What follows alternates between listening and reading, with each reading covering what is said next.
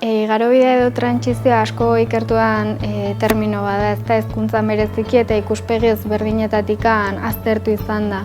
Prozesu konplexu bezala ulertzen ditugu, eteni gabeko prozesu bezala, eta alderdi akademikoa kontutan hartzeaz gain alderdi soziala eta emozionala ere kontutan hartzea funtsezkotzat jotzen dugu. Guretzako funtsezkoa da protagonista bakoitzaren ahotsa kontutan hartzea eta beraien behar horietatik erantzutea. Horregatik prozesu parte hartzaile bat martxan jarri dugu, prozesu parte hartzaile honek 2 urte iraun ditu. Talde eragile bat sortu da unibertsitateko ikerlariekin, eskolako irakasleekin eta familiekin, eta prozesu hau Oñatiko eta Bergarako herri eskolekin gauzatu da.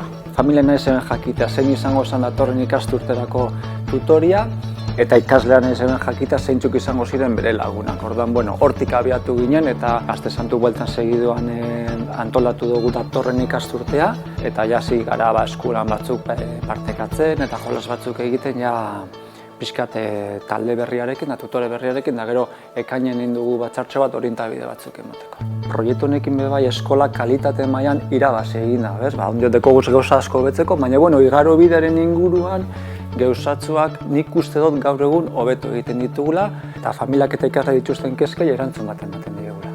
Ikarzaintza deituriko plan bat jarri geben martxan, eta hor kontenplatzen ekintzak ekainean, uda tartian bebai eta irailean. Helburua zen igarobidea edo igarobide potentiak dianak ziklo aldaketak edo talde berriak ezagutzea, irakasle berriak, horreri erantzun on bat emutia. Auzolanak eta jaialdi xeri begarrantzia mongotzen familian parte hartzea handiketako.